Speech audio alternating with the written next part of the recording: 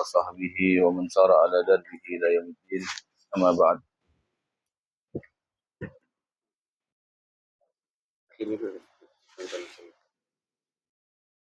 رب اشرح لي صدري ويسر لي أمري واحلل عقدة من لساني يفقهوا قولي. بسم الله الرحمن الرحيم. نويت التعلم والتعليم والتذكر والتذكير والنفع والانتفاع والإفادة والاستفادة والحث على التمسك بكتاب الله وسنة رسوله والدعاء إلى الهدى والدلالة إلى الخير ابتغاء مرضات الله وثوابه وقربه وحسن الخاتم عند الموت آمين يا رب العالمين. قال المصنف رحمه الله تعالى ونفع به في الدارين آمين. وأرسل إلى سيد رضي الله عنه وهو بمصر شيخ الإسلام الشيخ محمد الإنبابي رسولا يخبره أنه يريد أن يأتي إليه ويجتمع به، فقال سيد رضي الله عنه هو أحق أن يؤتى إليه، فسار إلى بيته وحضر ذلك الحفل أغلب مشاهير علماء الأزهر، فسأله شيخ الإسلام عن حضرموت، فقال سيدي رضي الله عنه حضرموت مخلاف من مخالف اليمن شرقي عدن، وحدها من عين بمعبد إلى سيحود، وطولها كما قال أهل الفلك ونحن من نعرف الفلك 14 درجة وعرضها 3 درج. وسأله من سكانها، فقال سكانها أهل البيت ومرة ومدحج وكندة وهمدان وحمير وغيرهم من صلحاء الجهة.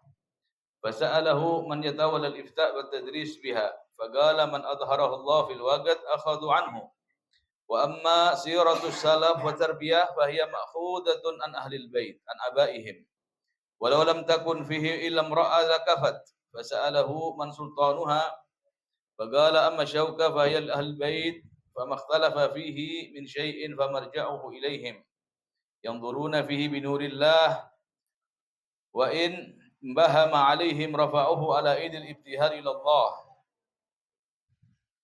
وأما الرئاسة في الأمور الدنيوية فتؤول إلى رجل من همدان ورجل من حمير. وأما الخطابة فهي لمولانا أمير المؤمنين الدولة العلية، وإن كنا مظلومين في خمس الخمس. فضحكوا فقالوا وما معايشها؟ قال البر والذرة والتمر واللحم، وأما باقي الأشياء فتنتقل إليها على سبيل التفكه. Assalamualaikum warahmatullahi wabarakatuh. Alhamdulillah, pada kesempatan yang baik ini di majelis Al-Habib Ali bin Ja'far Segaf, yang mana alhamdulillah majelis ini senantiasa istiqamah di dalam mengundang para guru untuk memberikan nasihat-nasihat keilmuan yang sangat dibutuhkan, terutama oleh kita yang hidup di zaman yang penuh kebimbangan. Akan tetapi perlu difahami bahwasannya thariqah salafun salih adalah at-thariqah al-amsal, thariqah yang paling tengah, yang mana thariqah ini diterima di semua tempat sehingga menghadirkan keteduhan dan menghadirkan juga ilmu yang sangat luas di dalam pemahaman Islam. Alhamdulillah, hadir bersama kita di sini Al-Habib Muhammad bin Tahir Al-Hamid, Al-Habib Muhammad bin Abdullah Al-Kaf, Profesor Muhammad Baharun, Habib Sadiq, Sahibul Bait, dan seluruh para habaib yang hadir. Alhamdulillah, insyaallah kehadiran kita ini membawa keberkahan kepada kita. Di bulan Rabiul Tsani yang sudah dekat, Masya Allah, begitu cepat waktu ini ya, berputar. Masya Allah, bulan depan sudah Rajab. Loncat lagi, udah Sya'ban, masuk Ramadan. Ya Allah, insya Allah kita semua panjang umur. Tadi pagi saya bertemu Habib Alwi Al-Idrus, beliau mengundang untuk acara Haul Al-Habib Ahmad bin Hasan Al-Attas di tanggal 25 Desember. Ini kitab yang kita kaji adalah kitab Tadhkirun Nas, kalam daripada Al-Habib Ahmad bin Hasan Al-Attas, yang mana beliau ini sebagai marja'iyah, sebagai rujukan para habaib. Di zaman beliau itu adalah zaman keemasan. Beliau di zaman Al-Habib Ali bin Muhammad Al-Habsyi Sahibil Maulid. Beliau di zaman Al-Habib Abdurrahman bin Al-Habib Ahmad bin Abdurrahman bin Ali As-Segaf, ayah daripada Al-Habib Abdul Qadir bin Ahmad. Itu di zaman itu. Al-Habib Abdullah bin Umar Syatiri, guru dari seluruh para habaib yang ribat darim itu mencetak 13.000 mufti. Ya, termasuk di Indonesia ini Al-Habib Muhammad bin Ali Kuitang, semua putra-putra Al-Habib Abdullah bin Muhsin Empang, Al-Habib Abdul Qadir bin Ahmad bin Fiqih Darul Hadith, luar biasa. Al-Habib Muhammad Habib Alwi bin Muhammad bin Tahir Al-Haddad dan saudara-saudara beliau banyak, subhanallah. Habib Abdullah, almarhum Habib Abdullah Syami juga. Jadi Anda bisa bayangkan bahwasannya thariqah para habaib ini luar biasa. Dan ini Al-Habib Ahmad bin Hasan Al-Attas, di zaman itu beliau bersilaturahmi ke Mesir, ke Kairo, langsung menuju ke pusat ilmu di dunia, yaitu Al-Azhar. Di zaman itu Al-Azhar ini adalah di puncak keemasannya. Ulamanya luar biasa. Kitab-kitab yang kita kaji sekarang ini, syarah-syarah kitab-kitab besar, itu semuanya adalah kebanyakan karya daripada ulama-ulama Azhar. Dan Azhar Asy-Syarif ini memiliki pondasi sangat kuat di dalam Ahlussunnah wal Jamaah. Dia akidahnya Asy'ari dan Maturidi. Madhab 4 diajarkan di situ. Dan semua bidang ilmu yang melampaui 70 disiplin ilmu itu diajarkan di Azhar. Jadi ulamanya itu betul-betul menguasai semua ilmu. Al-Habib Ahmad bin Hasan Al-Attas ini begitu datang ke Mesir, itu ada perjalanan beliau selama di Mesir, dibukukan bagaimana terjadi dialog, bukan cuma silaturahmi, assalamualaikum, gahwa pulang. Duduk, pertanyaan-pertanyaan yang sangat sulit di dalam ilmu keislaman. Yang didatangi ini gudangnya ulama. Jadi Anda bisa tahu bagaimana kelas para habaib itu. Mereka itu tidak keluar dari Hadramut kecuali dhaqat bihim Hadramut. Setelah Hadramut ini sempit dengan keilmuan mereka, mereka keluar sebarkan ilmu Rasulullah SAW. Dulu Sayyidina Ahmad bin Isa dari Irak hijrah di tahun 317 Hijriah ke Hadramut dengan isyarah nabawiyah. Beliau berjalan dari Irak, dari Basrah, dalam keadaan beliau sangat kaya, sangat terhormat. Akan tetapi beliau khawatir terhadap keturunannya. Karena Irak pada saat itu adalah pusat peradaban dan banyak berbenturan pemahaman-pemahaman. Ingin dimurnikan lagi. Akhirnya beliau istikharah, kemudian mendapat isyarat daripada Rasulullah SAW untuk berangkat ke Mekah. Berangkat ke Madinah dulu. Pada tahun ke 316 beliau bergerak dari Irak. Begitu sampai di Madinah, 317, begitu beliau sampai di Madinah akan melakukan ibadah haji, terjadi fitnah Qaramithah. Terjadi penyerbuan ke kota Mekah itu dari sekte kebatinan Ismailiyah yang dari daerah Bahrain. Mereka menginvasi Ka'bah dan membunuh 30.000 hujaj. Dan mereka sempat mencuri Hajar Aswad. Mereka sekte yang sangat brutal. Ya, ini Ismailiyah kebatinan.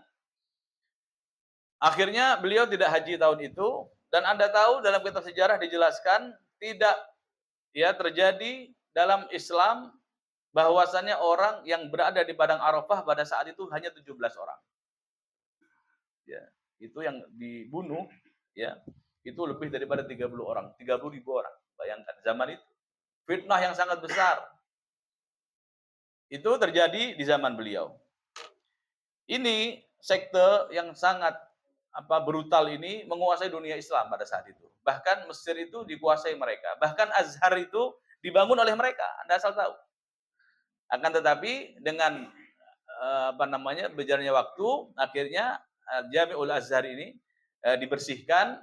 Kemudian kerajaan mereka ini runtuh, Ismailiyah. Dan itulah yang terjadi.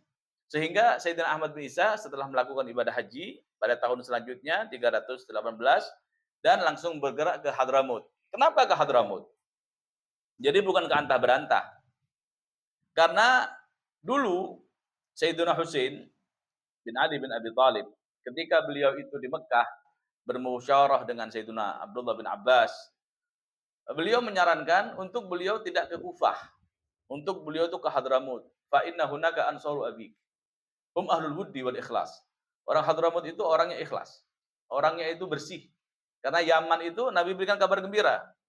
Bahwasanya mereka itu memiliki a'tafu quluban. Hati mereka itu lunak, gampang betul.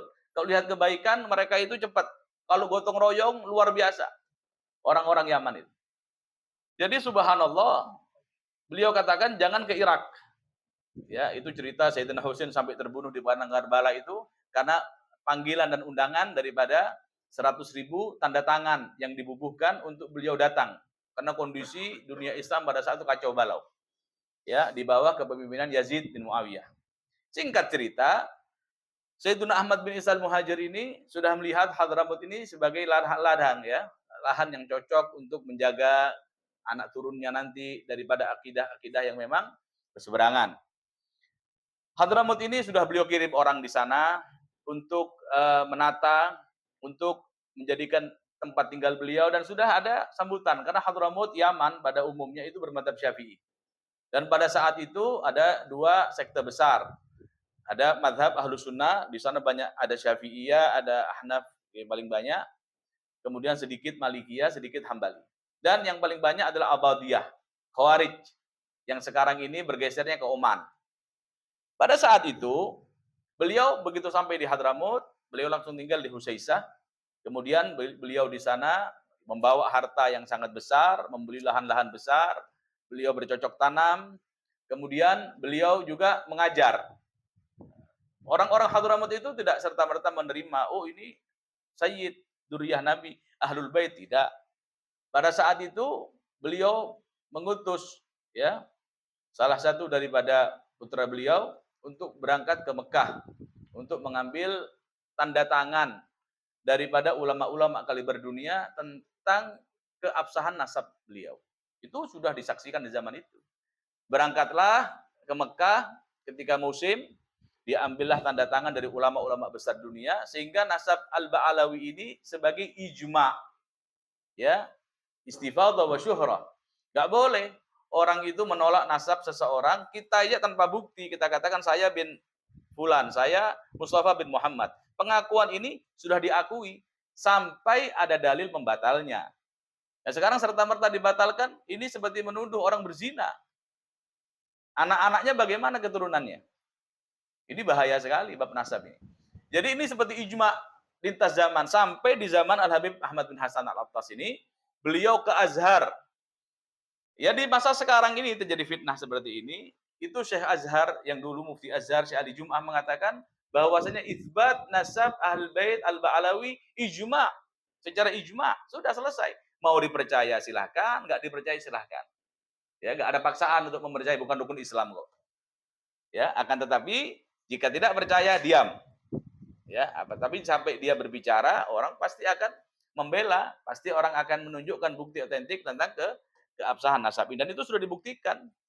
Sudah dibuktikan sepanjang zaman. Bahkan Habib Ahmad bin Hasan Al-Attas sendiri mencatat, di zaman beliau pun terjadi itu. Maka setiap zaman akan terjadi yang seperti itu. Ini beliau ketika sampai di Azhar, Grand Azhar, itu beliau katakan mengirim utusan untuk datang ke tempat beliau menginap. Habib Ahmad bin Hasan dan rombongannya. Maka beliau katakan, enggak, kita yang akan datang ke rumah Grand Azhar. Kita akan datang ke sana. Kita akan silaturahmi, kita sebagai tamu di sini, kita akan datangi beliau di rumahnya. Subhanallah, begitu bertemu, diundanglah semua ulama-ulama di Azhar, berkumpul semua. Karena habaib di Azhar ini telah dikenal sebelum Habib Ahmad masuk ke Mesir, masuk dulu Al-Habib Abdurrahman bin Mustafa Al-Idrus. Al-Habib Abdurrahman bin Mustafa Al-Idrus ini adalah guru para ulama Mesir. Beliau adalah orang yang memerintahkan Al-Imam Syekh Muhammad bin Muhammad ya bin Ahmad, siapa namanya itu? Murtada Az-Zabidi, yang menyarahi kitab Ihya, yang menyarahi kitab Kamus, ulama besar, satu-satunya ulama terakhir yang membuat majelis imla di Mesir. Saking alimnya ini, Syekh Murtada Az-Zabidi ini, sebelum beliau itu Imam Suyuti. Sebelum Imam Suyuti itu Imam Ibnu Hajar Al-Asqalani. Setiap satu riwayat hadis beliau sebutkan sanadnya sampai Rasulullah. Ratusan ribu sanad dalam hafalan beliau. Ini Syekh Murtada Az-Zabidi ini di Mesir disebut sebagai imam. Dan lucunya lagi, orang-orang Maroko, orang-orang Maghrib itu, di zaman itu, jika mereka itu haji dari Maghrib, pasti akan berhenti di Mesir. Sowan kepada Syekh Murtado Az-Zabidi ini. Sampai disebut beliau adalah Mahdi Muntadhar. Disebut Imam Mahdi. Kenapa? Karena setiap tamu yang datang kepada beliau, beliau itu akan tanya namanya siapa, dari daerah mana. Itu kalau beliau kedatangan tamu dari desa yang sama, beliau ingat.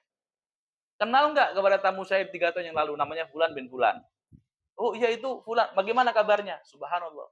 Itu orang awam, namanya dikenal, disebut, ditanyakan oleh ulama sekelas beliau, menjadi sejarah termahal bagi mereka. Jadi mereka itu semuanya berbondong-bondong, tiap ada yang mau berangkat haji, mesti sowan ke beliau. Ya, Syekh Murtado Az-Zabidi itu adalah murid daripada Al-Habib Abdurrahman bin Mustafa Al-Idrus. Beliau dulu tinggal di Zabid, Az-Zabidi ma'rufnya. Beliau ketika bertemu dengan Al-Habib Abdurrahman di Mekah, kemudian beliau mengatakan, "Ya Muhammad, idhab ila Misra, fa innal Yaman la tasa'uk." Wahai Muhammad, ilmu Yaman sudah engkau kuasai semua, dan Yaman ini nggak bisa menampung kau. Yang bisa menampung kau itu Mesir. Mercusuar ilmu dunia. Berangkat kamu ke Mesir. Begitu beliau ke Mesir, semua ulama sudah. Ini beliau mengarang kitab satu-satunya yang menyarahi kitab Ihya. Kitab Ihya itu 4 jilid, disarahkan oleh beliau 31 jilid sekarang dicetak.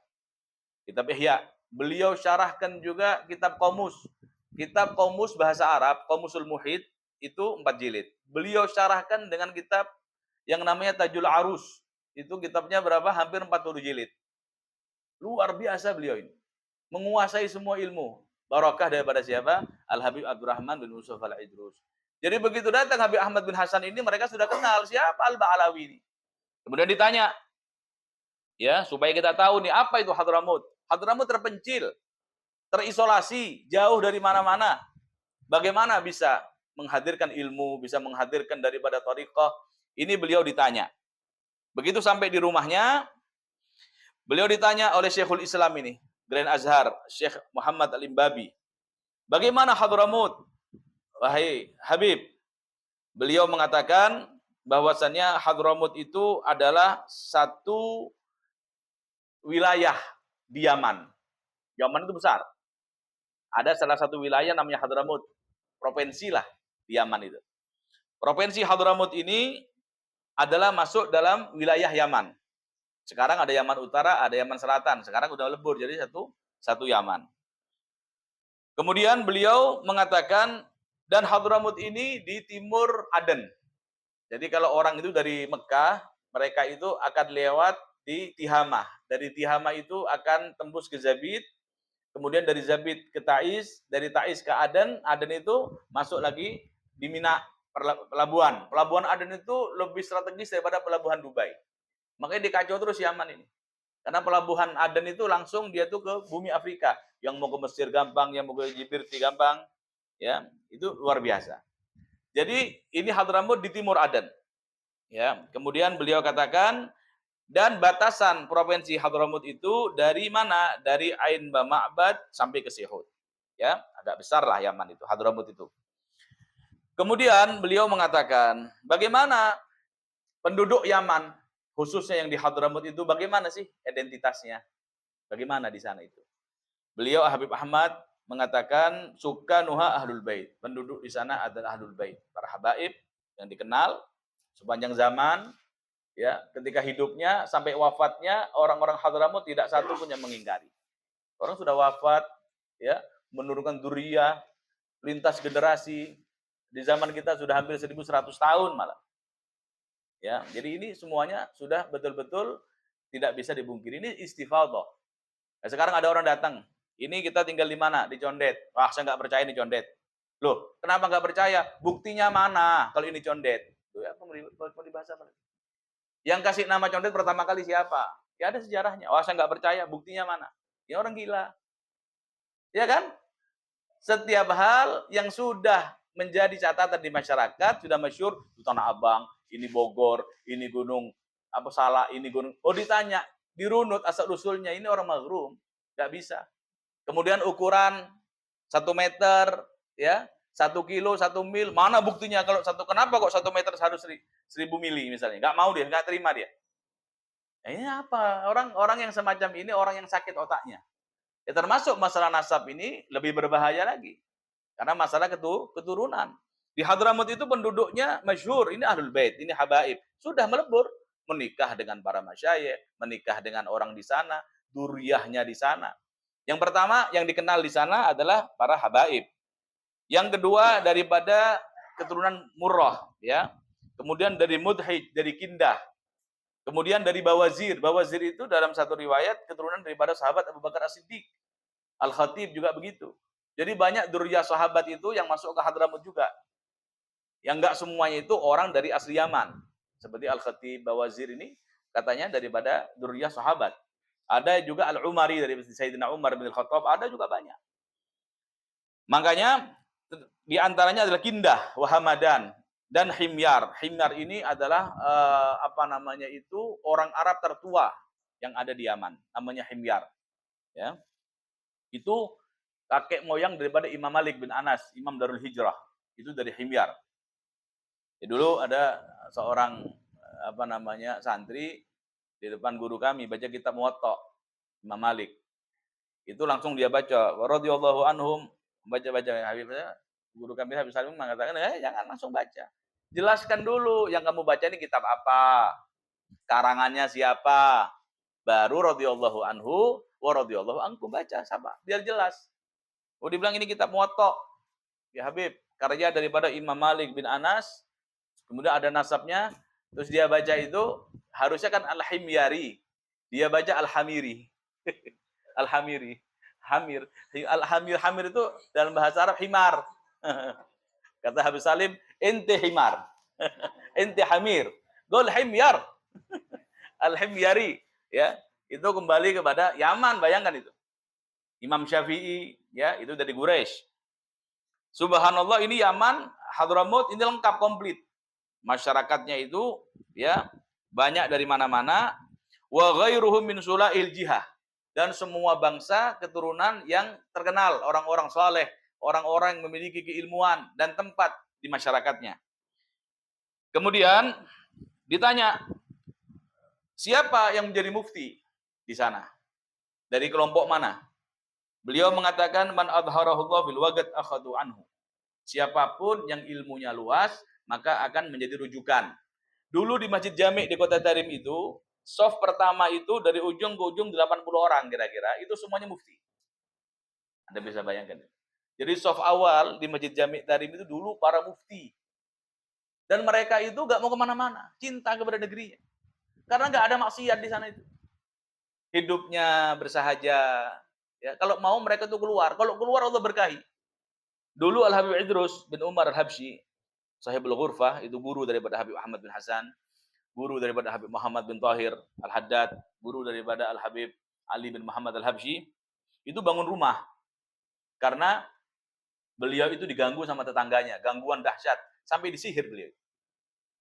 Diganggu oleh tetangganya, sampai disihir, dan sihir itu Masya Allah, menyiksa betul kepada beliau.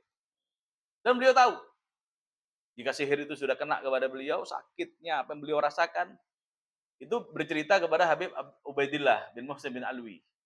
Ayah daripada Habib Abdurrahman bin Ubaidillah itu khadimnya, mulazim. Pernah dari masjidnya Habib Hasan bin Al-Bahar, beliau katakan, dia bilang, innahu amila rajul al-an. Ini orang sekarang lagi garap saya. Ya, sakitnya luar biasa. Akhirnya, beliau bangun tempat, dan akhirnya ada hutang yang cukup besar. Beliau nggak bicara.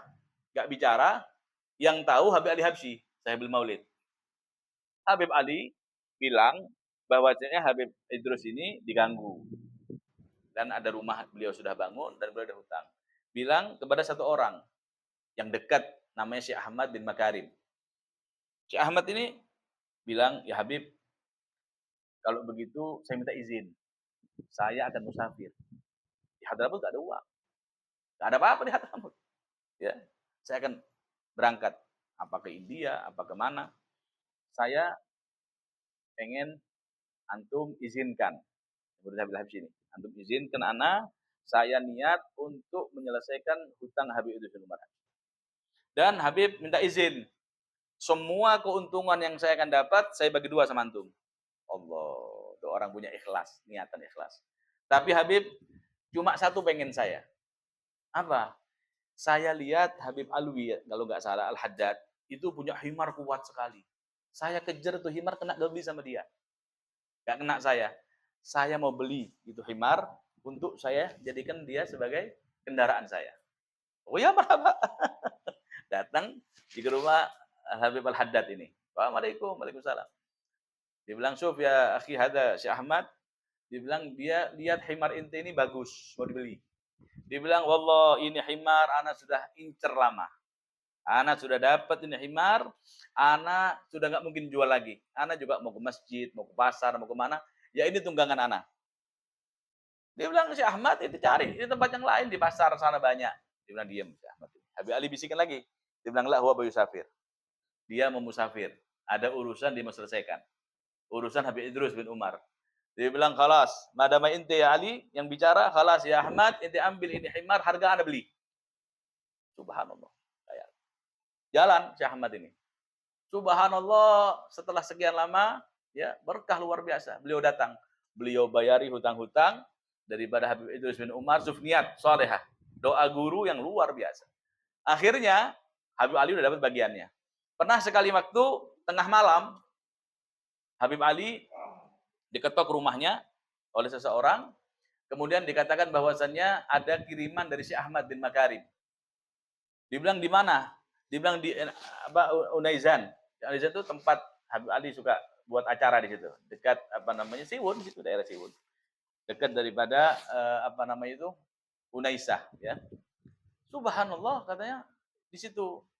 Akhirnya ditunjuklah satu orang, Pak Segaf, Habib Umar Segaf bin Thahir. Dia bilang, "Ya Umar," dibilang, "ente tunggu di sana itu. Si Ahmad Makarim kata ada kirimannya. Anda tahu kiriman itu apa? 50 onta muhammalah. Semuanya penuh dengan barang-barang, hadiah-hadiah. Syekh Ahmad jadi orang kaya, besar di luar. Dia kirim itu semua untuk para guru, untuk acara Habib Ali. Karena Habib Ali ini kasih makan orang itu nggak berhenti tiap hari. Acara maulid beliau, Masya Allah, keberkahan yang sangat luar biasa. Ya, pernah sekali waktu adalah Habib namanya Habib Husin bin Thahir, Al-Habsyi. Ya, itu mimpi Al-Habib Abdullah bin Alwi Al-Haddad. Orang dulu mimpinya itu benar, subhanallah. Beliau itu baca diwan Imam Al-Haddad, ada kalimat, "Hadallahu ma'syuqal jamal ilal huda wa jannabahu Allah ma yakhtashihi minar rada." Subhanallah, semoga Allah menggiring orang yang rupawan ini kepada jalan yang hidayah yang baik. Dan Allah jauhkan dia dari semua bentuk keburukan-keburukan. Imamul Haddad ini di kalimat itu nggak menjelaskan kepada siapa itu. Habib Husain ini mimpi, dia tanya, "Ya Habib, ini bait yang antum tuju itu siapa?" Bait ini. Beliau katakan dua orang. Al-Habib Ali bin Muhammad Al-Habsyi dan Habib Ali bin Salim bin Syekh Bakar. Subhanallah. Pada zamannya antara Habib Abdullah Haddad dengan Imam Habib Ali Habsyi 200 tahun. Itulah para aulia, para salihin.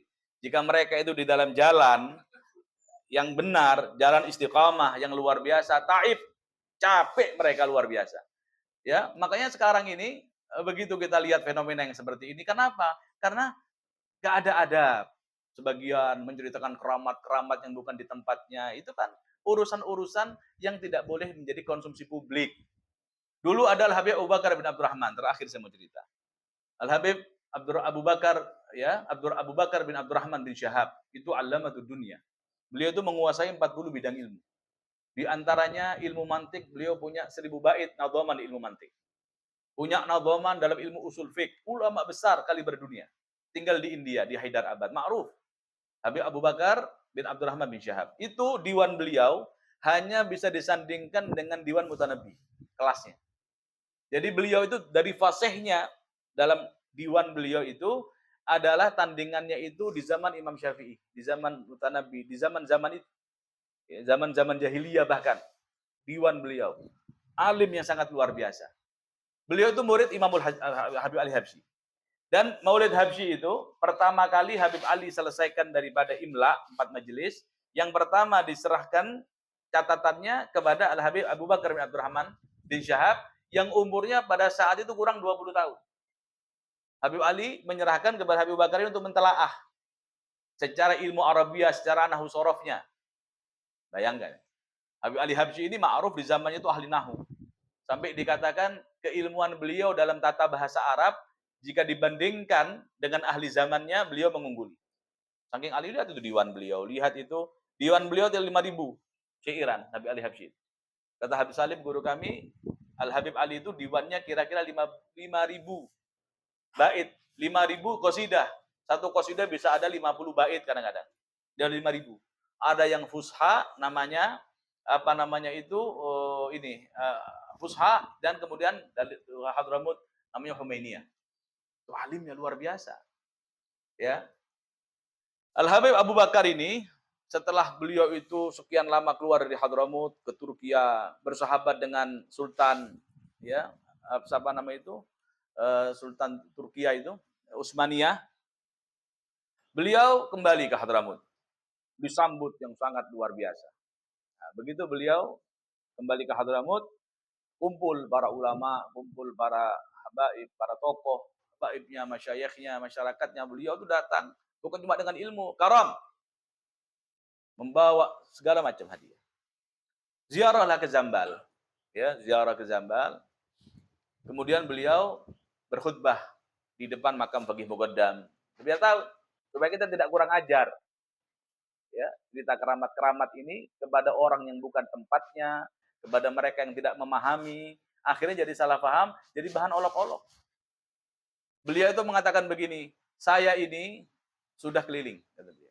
Saya sudah lihat semua model-model para ulama di mana-mana, saya berkumpul.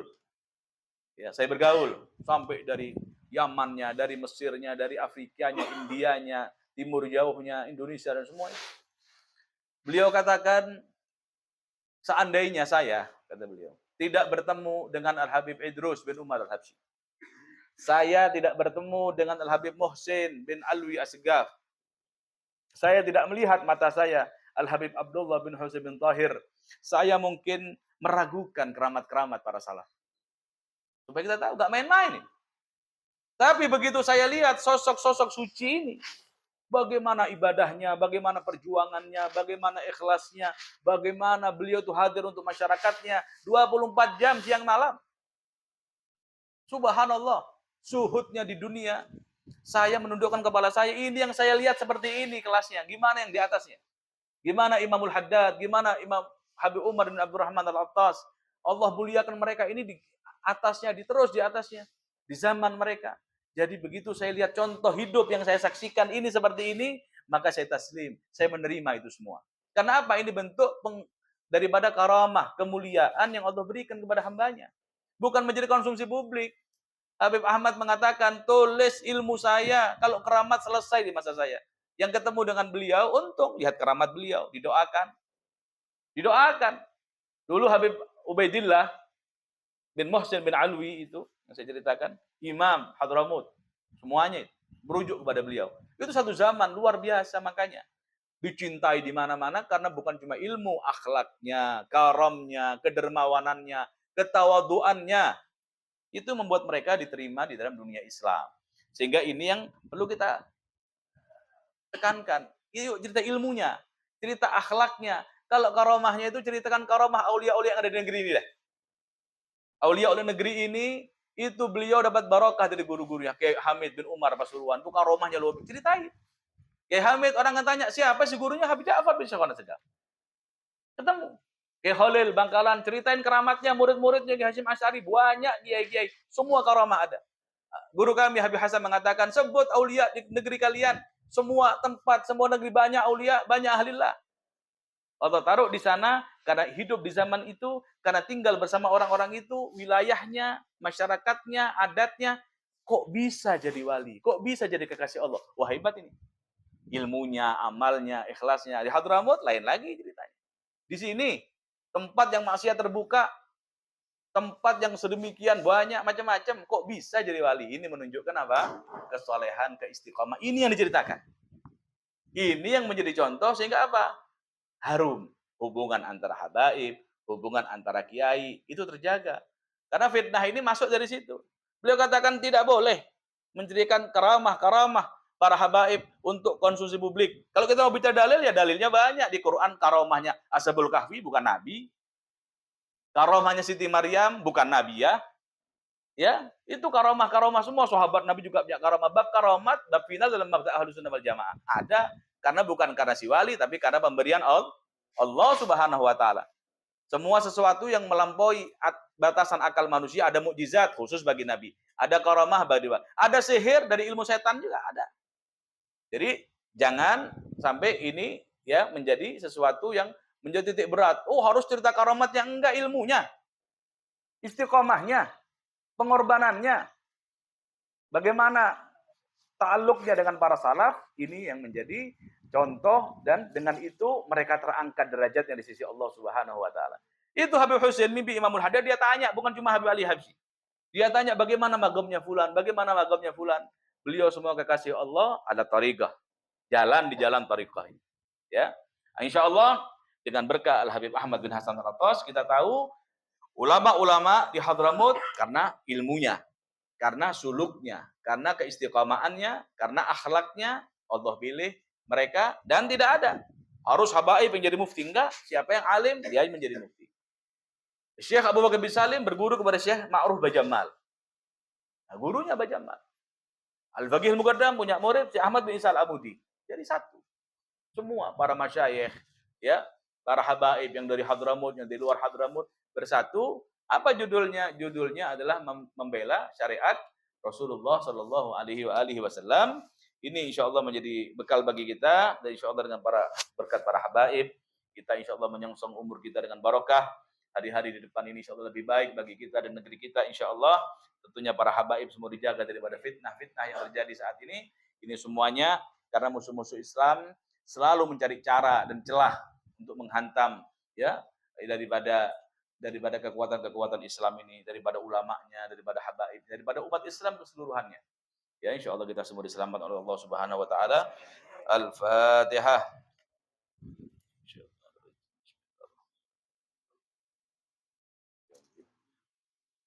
Sa'ini dari siratal mustaqim, siratal ladzina an'amta 'alaihim ghairil maghdubi 'alaihim